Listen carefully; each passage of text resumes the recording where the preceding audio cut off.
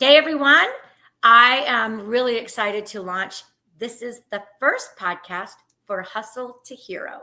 We are the entrepreneur's journey for reentry, community veterans, and first responder. And I'm really, really excited to tell you about my new best friend, Jack Donson.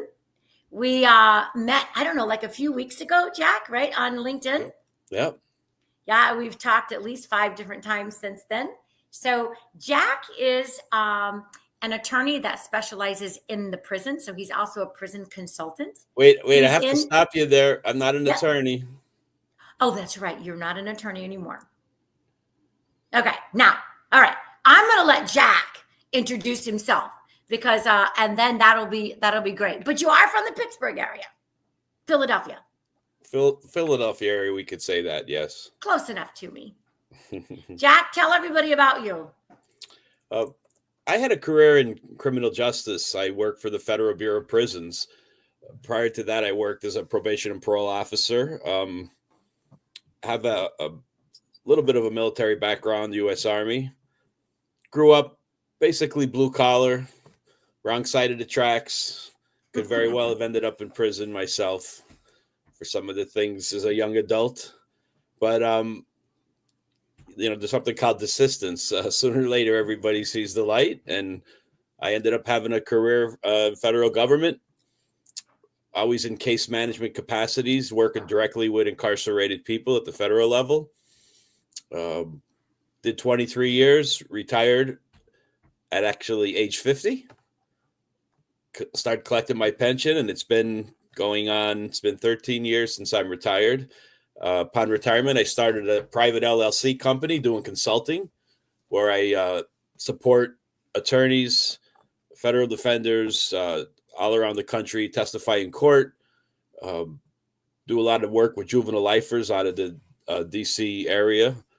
And about a year ago, I felt moved to take my skill set to the nonprofit sector and got together with some like-minded technical professionals and started a nonprofit 501c3 called the Federal Prison Education and Reform Alliance.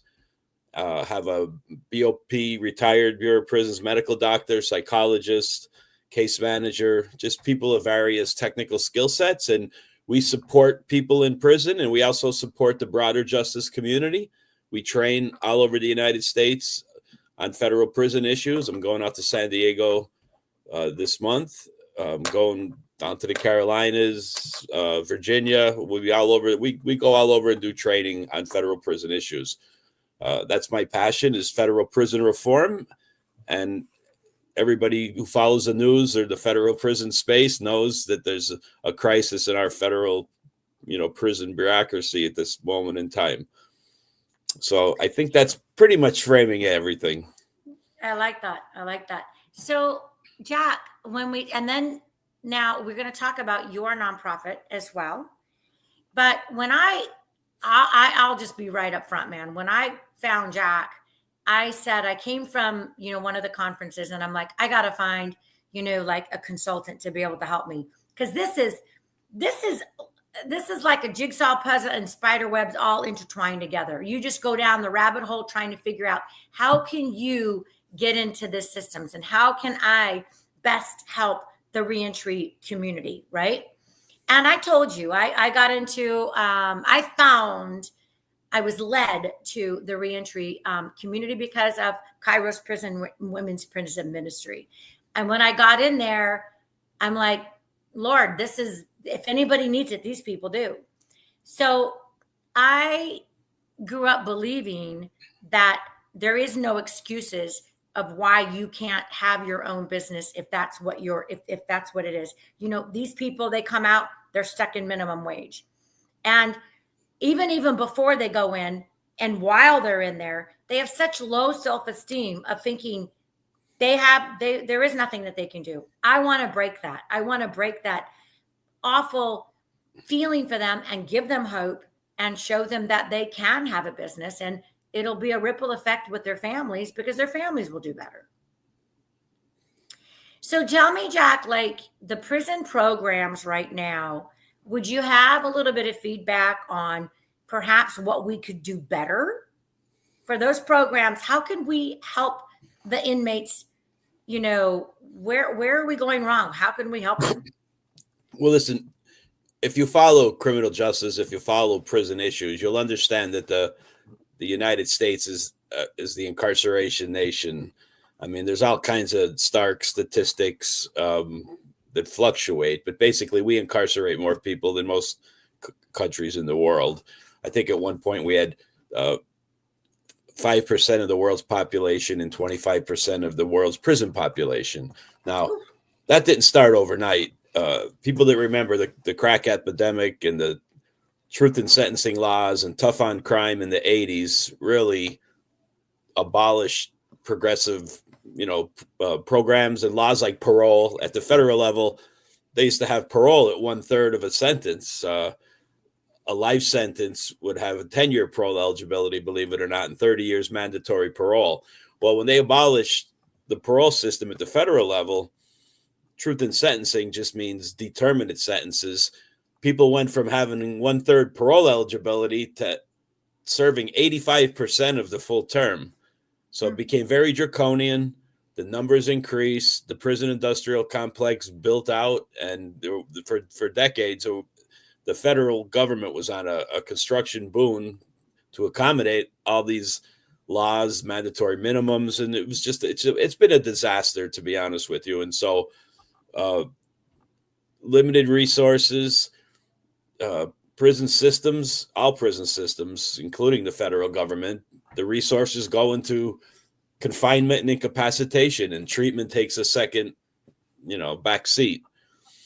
And then you have, programs. You'll hear about programs, progressive programs. I can say by and large, programs have failed in this country. There are good programs here and there, but it's not for mass and not for volume. And, sometimes the staff just don't have their hearts in delivering programs. And so I look at someone like yourself, kind of like an outsider, but also the entrepreneurial aspect, the professionalism. I believe there's a lot that the private sector can offer prison populations. They're just dysfunctional bureaucracies, state and federal government. Look at the headlines, talk to people incarcerated. They're failed systems, to be honest with you. Yeah. No, and I spent, first of all, the business that actually does all the heavy lifting for Wings of Growth is primarily focused on raising capital, raising funds, doing fundraisers so that we can help the reentry community, veterans, and first responders. My business in a box does all the heavy lifting, right? Now it's been around since 2010. And I know that how hard, the various different programs. So just getting into talking to some of these people where, for your example, the work supervisor inside has good intentions, but her or his hands are tied into some different things. And I'm like, it's so frustrating to me, but I have to be the patient one. So I can imagine you've lived it your whole life. Yeah, and there's all those natural impediments. Like, you want to go into a prison, that sounds simple, but obviously with the security issues and the background clearances, and it's just, and then what goes on in prisons and the lockdowns and the critical incidents, and it's very difficult to navigate the bureaucracy for outsiders that come in and do good inside the walls and the fences. That's just, you mentioned Kairos. I always loved Kairos. I worked in a medium security prison in New York where Kairos came in the summertime for a whole weekend. They camped outside, and they did come in and do programs and talks and music programs in and out. But a lot of that progressive nature like that, like Kairos didn't come into our prison in the end of my career, but like a lot of that more progressive programming, I would say from the 70s into the 80s, that all went away. They're doing very limited, in my opinion, progressive type programs and community interaction. Yeah. I just got back from my first conference at, and it doesn't even matter what conference it is, but my first conference in Florida. And I had no idea what to expect. I knew, hey, listen, I'm going to be an exhibitor. Here's my $3,000 and I'm going to learn something, right? And I did. I joined every single workshop that was anything reentry. And I got a big mouth. When I'm there and I'm paying money, I'm gonna get in front of somebody, right? So I just started asking questions, and I said, "Hey, listen, this is who I am. This is what I support, and I'm looking for some entrepreneurial programs so that I can offer to these people." And everybody loved the ideas of the entrepreneurial programs, because nobody, if you don't have, a high school diploma, using it as an example, or a GED or something like that. Now, there are options of trying to get that inside a prison, yes, but at the same time, we have to grab these people, because they've got a short window where, yes, they do. They try to go get minimum wage jobs, because that's all they're going to get, people. That's all they're going to get for right now. That's what they're going to get. And then I'm like, listen, I encourage them to keep those minimum wage jobs and work on their business while they're doing it. My first success story, she was a paralegal before going in, incarcerated for about 3 years or so. And I'm like, listen, let's get you a research business. So today, Jack, she's actually doing research on Fiverr. She is hustling, and she's getting, like $100 per gig, and she's almost ready to quit her minimum wage job. That's awesome. Entrepreneurs should know that, believe it or not, GED is probably one of the only heavy duty focused programs that people will obtain their GED in state and federal correctional environments. So most people if they have the aptitude, are coming out with GEDs. Something the entrepreneurial world might not know, and that we're always trying to encourage in our conversations with the community, is that there are workforce tax credits to higher target populations, and a felon is a target population. So it makes good business sense to hire felons, because you get a tax subsidy during the training period. And I draw back, even back in the 80s, I worked in probation, and I was in charge of the work release program. I would go to the jail. I would bring people from the jail for interviews in the local community. And there was a factory there they had a hard time getting workers, and they used to love the people in prison. They were coming out for the work release. One, the prisoner loves to get outside the prison. Absolutely. Two, the wage is subsidized, and they're on a tight rope, and then even when people are released on supervision, they're on a fairly tight rope for compliance. And so they make incarcerated people make great employees for various reasons, and people don't understand that. That's good. That's awesome. So I want to talk a little bit about your nonprofit. That was one of the exciting things that we kind of dove right into. You taught me so much in our first call. I mean, it was just amazing. We are unique because, whereas I had mentioned to you, the reentry space is fairly crowded. A lot of people have a passion who serve time. They come out, they get into the reentry space. They want to help. Family members that went through this and witnessing their loved ones in prison want to help. So the reentry space is crowded. What a void is, and it's a difficult void to fill unless you have the technical skill sets, is we help people inside prison navigate the system, within the policy to accomplish goals in a non-adversarial way. So we really do Corelink's email correspondence with people, and make them aware of policies and their rights and the possibilities. So we try to foster good treatment relationships with staff and just help people get things accomplished inside. But also on a separate level, with the training that I've done historically, we take our group around and we train federal defenders, federal judges, federal probation officers all over the country. And some of it we do for defender organizations, local bars, administrative office of the U.S. courts, who does the coordinated training for federal defenders. So, we hit this two ways. We want to educate the community so they can do a better job serving their constituents and clients, even politicians. We interact with the Judiciary Committee.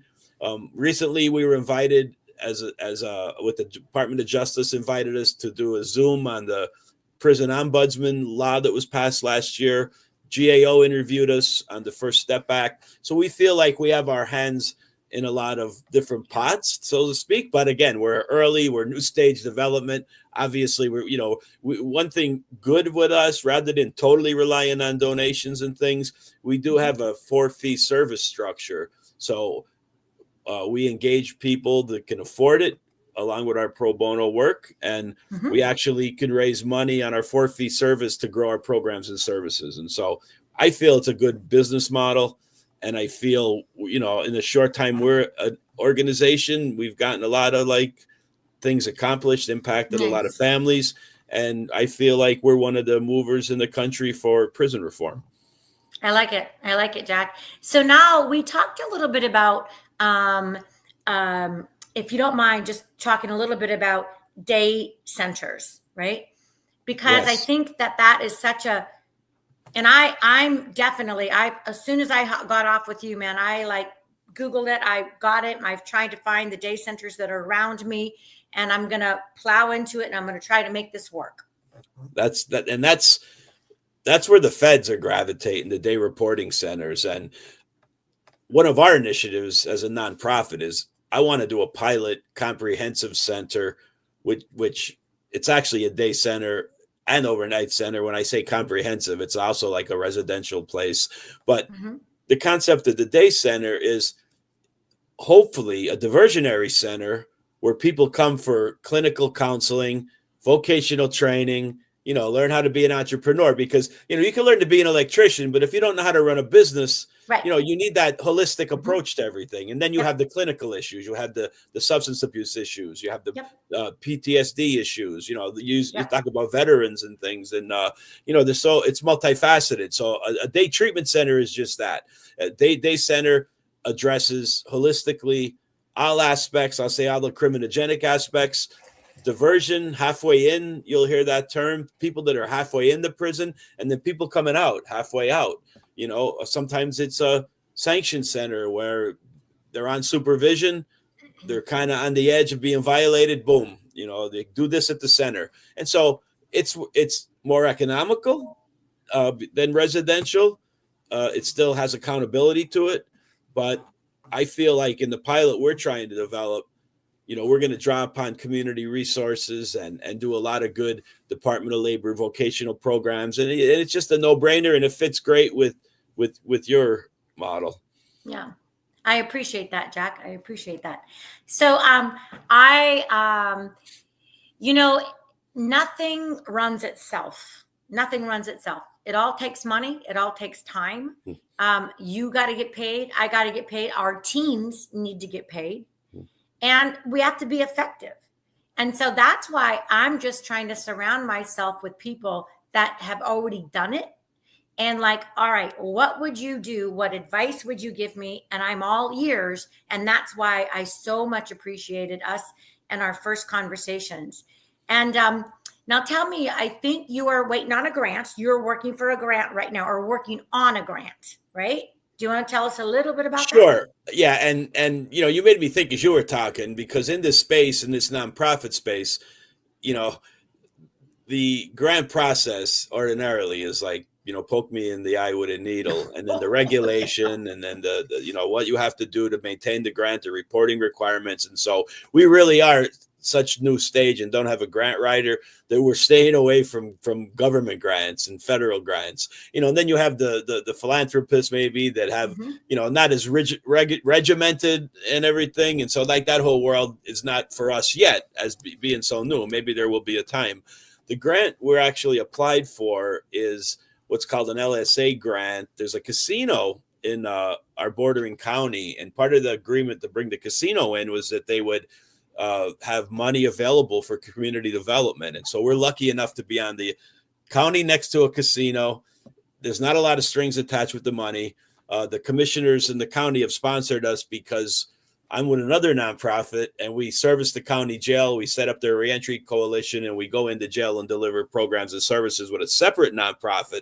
So the county sponsored us, my new nonprofit, and the other one that I was associated with locally, to obtain money for all the preliminary architecture drawing, site Mhm. work, things like that. And it's a two-part phase. If we get approved for phase 1, phase 2 will help us with the building development and things like that. And so hopefully that all comes in together in the next month. We should hear it in March if we're approved.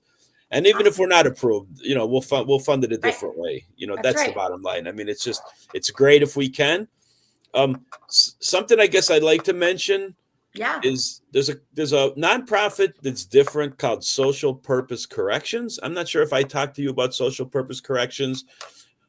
They're a company.